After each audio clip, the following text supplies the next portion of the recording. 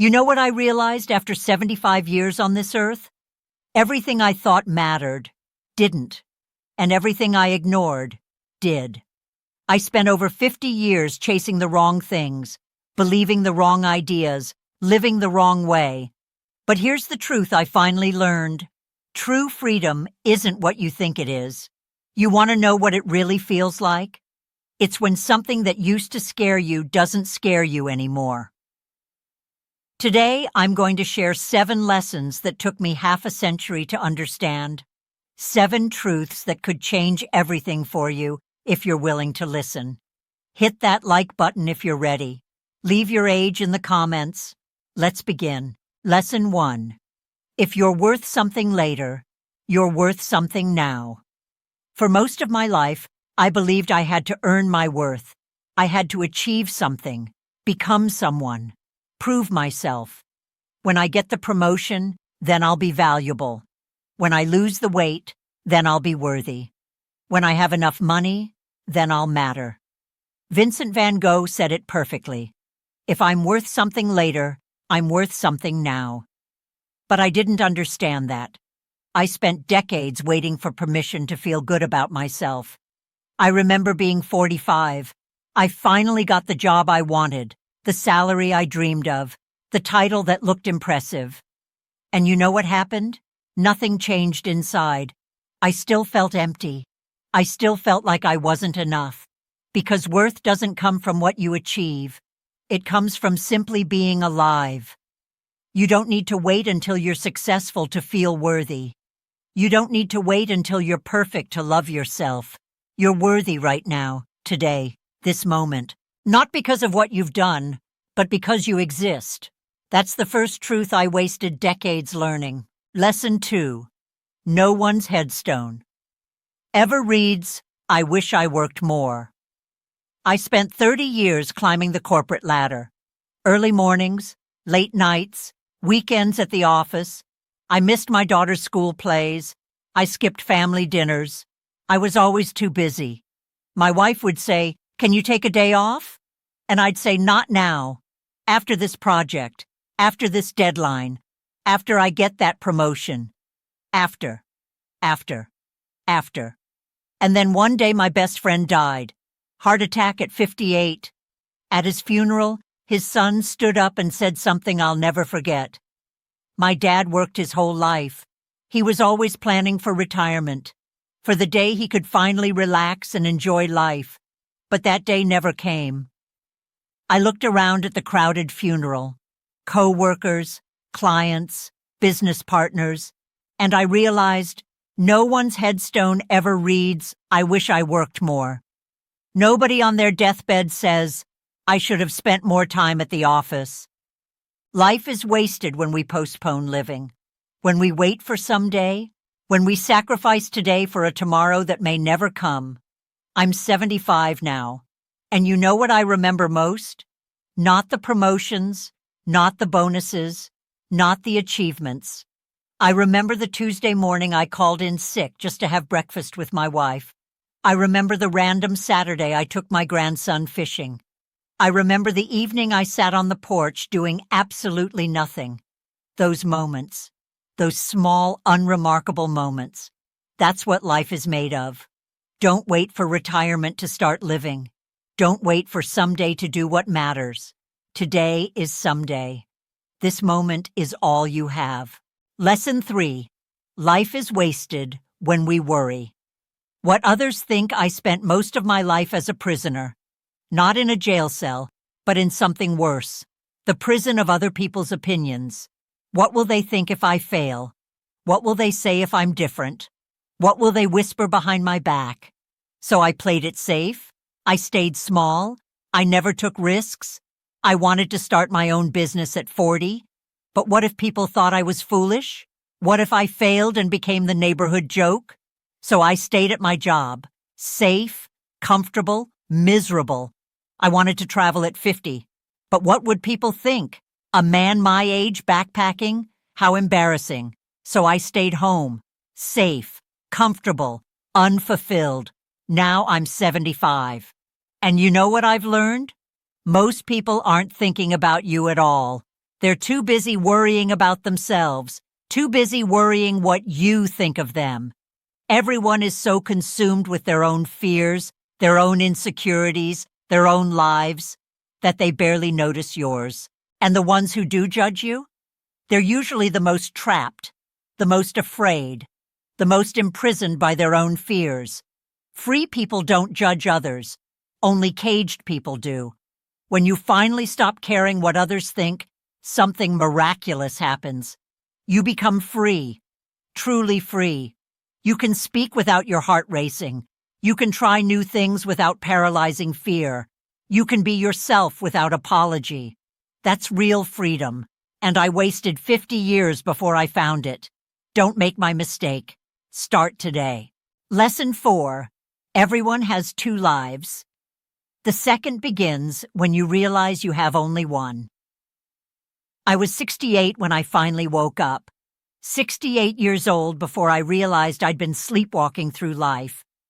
There's an old saying, everyone has 2 lives. The second one begins when they realize they have only one. For most of my life, I lived as if I had unlimited time, as if there would always be tomorrow, as if I could delay and postpone forever. I'll travel next year. I'll learn that language someday. I'll call that old friend eventually, next year, someday, eventually. And then I had a stroke, small one. The doctors said I was lucky, but lying in that hospital bed, something shifted. I realized I don't have forever. None of us do. Every morning I wake up is a gift. Every conversation is precious. Every sunset is irreplaceable. My second life started that day, at 68 years old. I stopped postponing. I stopped waiting for perfect conditions. I stopped living in the future. I called my estranged brother. We hadn't spoken in 15 years over some stupid argument I can't even remember now. We talked for 3 hours. He died 2 years later. I'm so grateful I made that call. I took that trip to Italy I'd been planning for 30 years. I learned to paint. Badly, but joyfully. I started saying yes to invitations instead of making excuses. I started having coffee with neighbors. I started living. But here's what breaks my heart. I had to wait until 68 to start my second life. You don't have to wait that long. You can start your second life today. Right now. This moment. Stop living as if you have unlimited time. You don't. None of us do. Your second life is waiting. When will it begin? Lesson 5. The things you chase aren't what you really want. For 40 years, I chased money. I thought, if I just had enough money, everything would be okay. I'd be happy. I'd be secure. I'd finally relax. So I worked. I saved. I sacrificed. I reached my financial goal at 62, the number I thought would change everything. And you know what happened? Nothing. I still felt anxious. I still felt unfulfilled. I still felt like something was missing, because money wasn't what I really wanted. What I really wanted was the feeling I thought money would give me: security, freedom, peace of mind. But those feelings don't come from money. They come from within. I know a man who's 50. 2 years ago, he closed his business, sold his house, bought property with some land for cash. He told me, "I'm done chasing paper. I simplified my life and haven't looked back. Every day is better than the last." He has less money now, but more peace, more freedom, more joy, because he stopped chasing the thing and started creating the feeling. At 63, I met someone who lives a simple life. She told me, "Gratitude brings happiness. Be grateful for what you have." She doesn't have much. Small apartment, modest pension. But she's one of the happiest people I know. Because she's not chasing anything. She's not waiting for more. She's grateful for now. That's what I finally learned. You think you want the perfect body, the big house, the impressive title. But what you really want is the feeling those things represent. Love, acceptance, worthiness, peace. And here's the secret. You can give yourself those feelings right now. You don't need to achieve anything to feel worthy. You don't need to acquire anything to feel peaceful. Stop chasing. Start being. The thing you're looking for is already inside you. Lesson 6. Simplicity is the ultimate sophistication. I spent decades accumulating. Bigger house, nicer car, more clothes, more gadgets, more everything. I thought more means success, more means happiness, more means I've made it. But more just meant more stress, more maintenance, more worry, more clutter. Now I'm 75, and my biggest regret? All the years I wasted managing stuff. I look around at the world today. High prices, high mortgage rates, high inflation, high property taxes, high property insurance. It's shocking. Everyone is drowning in expenses, drowning in debt, drowning in stuff. And for what? At 70, I started getting rid of things. One item at a time. Clothes I hadn't worn in years. Books I'd never read. Kitchen gadgets still in boxes. And something amazing happened. With each thing I removed, I felt lighter, freer, more peaceful. Now I live simply. Small home, few possessions, low expenses, and I'm happier than I've ever been. Because simplicity isn't about having less. It's about making room for more of what matters. More time, more peace, more freedom, more joy. Leonardo da Vinci said, "Simplicity is the ultimate sophistication." He was right. You don't need more to be happy. You need less. Less stuff, less stress, less complication. The life you're looking for isn't found in accumulation. It's found in subtraction. What can you remove from your life today? What can you let go of? Start there. Start simple. Lesson 7. True freedom comes from letting go of fear. I spent 50 years afraid of failure, afraid of judgment, afraid of rejection, afraid of the unknown. Fear controlled every decision I made, every path I didn't take, every dream I abandoned. At 65, I stood at my wife's grave. Cancer took her 6 months after diagnosis. Standing there, I realized something. All my fear had been pointless. I was so afraid of losing her that I never fully appreciated having her. I was so afraid of the future that I never enjoyed the present. And now, she was gone. And all that fear had protected me from nothing. That's when I finally understood what true freedom means. True freedom isn't having everything go your way. It's when the things that used to terrify you no longer have power over you. It's when you can speak your truth, even if your voice shakes.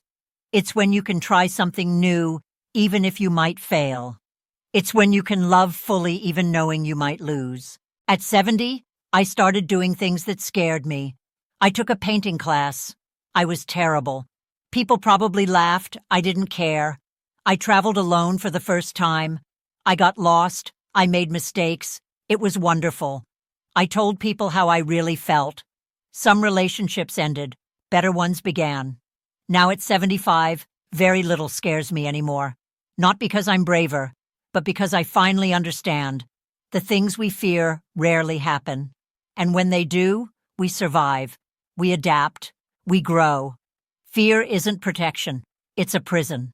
And the key to that prison is in your hand right now. You can unlock it anytime you want. What are you afraid of? What's been holding you back? That fear is lying to you. It always has been. You're stronger than your fear. You're braver than you know. Let it go. Walk through that door. Discover what's on the other side. That's where your real life is waiting. Now, before I finish, there's one more thing I need to tell you. Something that took me until 70 to understand. And it might be the most important lesson of all. The most dangerous thing about getting older isn't what you think. It's not your body slowing down.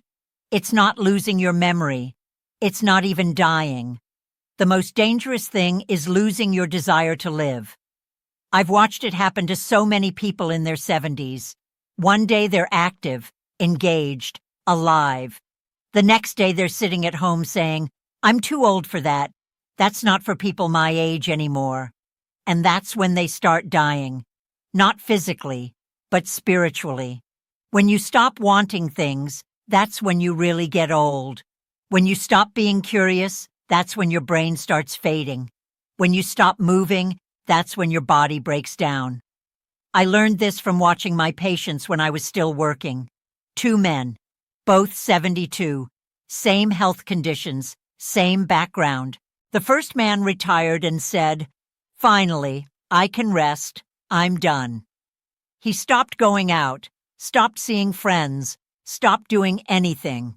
Within 2 years, he needed full-time care. The second man retired and said, "Finally, I can do what I've always wanted."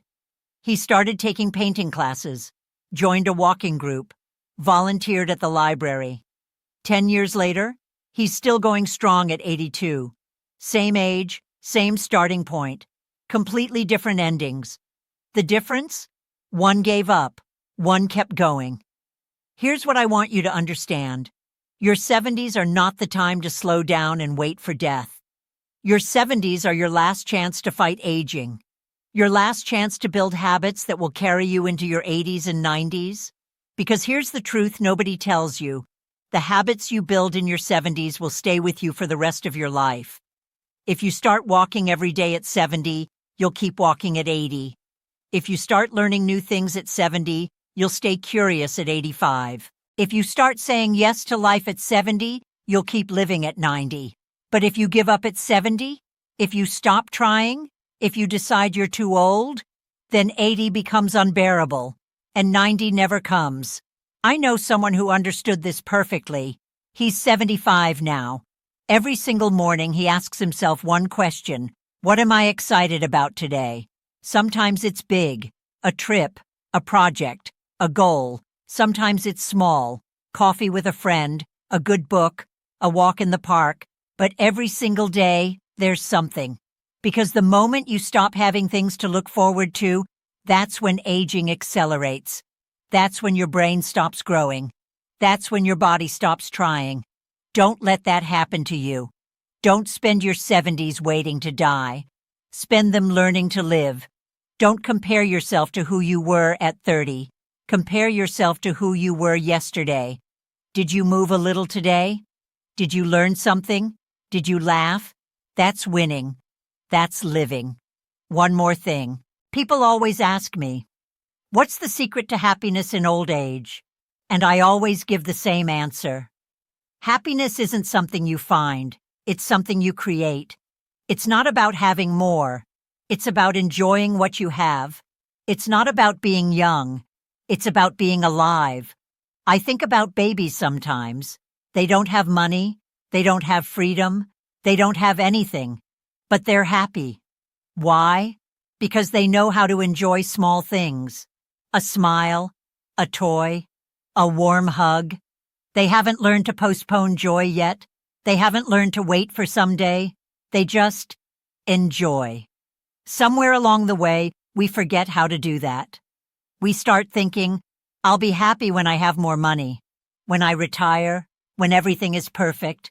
But perfect never comes, and someday never arrives. Happiness is now or never. At 75, I finally understand what my whole life was searching for. Not success, not achievement, not approval. Just the ability to enjoy this moment, this breath, this day. That's what I wasted 50 years learning. That happiness isn't about what you have. It's about what you notice. It's about stopping to feel the sun on your face. It's about tasting your coffee instead of just drinking it. It's about really listening when someone talks to you. It's about being here, fully, completely, now. That's the secret. Not someday. Not when everything is perfect. Not after you achieve one more thing. Now. I wasted over 50 years learning these 7 lessons. 50 years believing I wasn't enough. 50 years living for others. 50 years postponing joy. 50 years afraid. But you don't have to waste that time. You can start your second life today. Right now. This moment. You're worthy exactly as you are. The people who matter don't judge you. Time is shorter than you think. What you're chasing isn't what you really want. Less is more, and fear is a liar. These truths were always here, always available. I just couldn't see them. But you can. I'm 75 now, and I finally understand. The best day to start living was 50 years ago. The second best day is today. Don't wait until you're 75 to wake up. Don't wait for a crisis. Don't wait for permission. Your life is happening right now, while you're listening to this, while you're waiting for someday. Someday is today. Everyone has 2 lives. When does your second one begin? If this resonated with you, hit that like button and subscribe for more honest conversations about life after 60. And if you know someone who needs to hear this, share it with them. They might need these words more than you know. Leave a comment. Which lesson hit you hardest? What's your age? Thank you for listening. I'll see you in the next video.